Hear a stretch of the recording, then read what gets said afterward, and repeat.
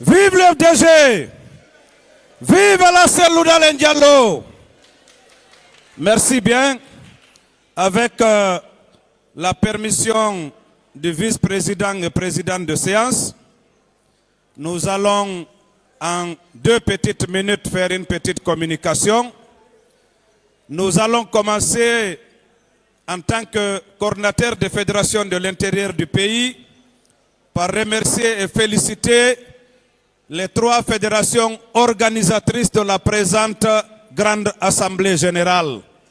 Je vais parler des fédérations de Dixinen et Dixine 2 et de la fédération de Kalom, mais également l'ensemble des structures, fédérations, sections et comités de base ici présentes. Après ces félicitations et ces remerciements, qu'est-ce que nous voulons faire remarquer? Parce qu'actuellement, l'actualité, c'est le dialogue politique. L'actualité, c'est le retour à l'ordre constitutionnel. L'actualité, c'est de finir avec la crise guinéenne. L'actualité, c'est doter notre pays d'institutions fortes, d'institutions légitimes et légales pour que nous puissions enfin aborder ou amorcer le développement socio-économique tant attendu. Ce que nous avons envie de faire remarquer, c'est de demander aux autorités de la transition de nous éviter de perdre inutilement du temps.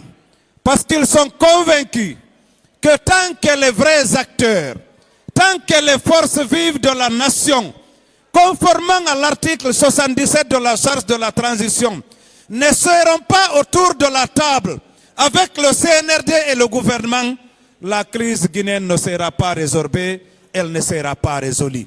Tant que les vrais sujets pour le retour à l'ordre constitutionnel ne seront pas débattus avec les vrais acteurs auxquels le peuple a fait confiance, la crise guinéenne ne sera pas résolue. C'est ce que j'ai envie de dire. Nous suivons des acteurs politiques, nous suivons des leaders à longueur de journée qui ne font qu'attaquer l'UFDG et l'ANAD. Mais ce qu'il faut leur dire, c'est quoi? La souveraineté appartient au peuple.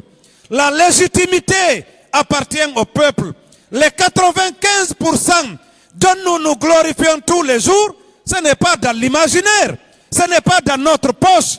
C'est le peuple souverain de Guinée qui, lors de tous les scrutins, ces 10 dernières années en République de Guinée, nous ont accordé leur confiance dans les urnes et ont voté pour le président Sellou et ses partis alliés.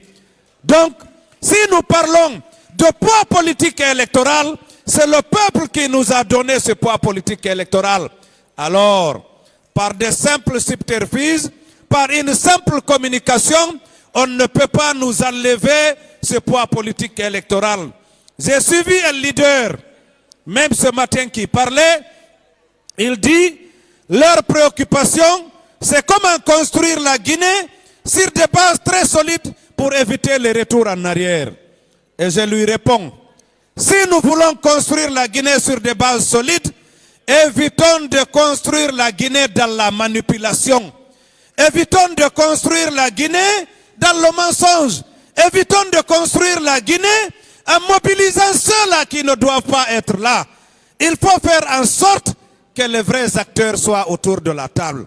Quand vous prenez l'exemple de la Côte d'Ivoire, il y a eu pendant 10 ans une crise parce que certains Ivoiriens ont voulu mettre de côté le choix du peuple qui était Alassane Ouattara.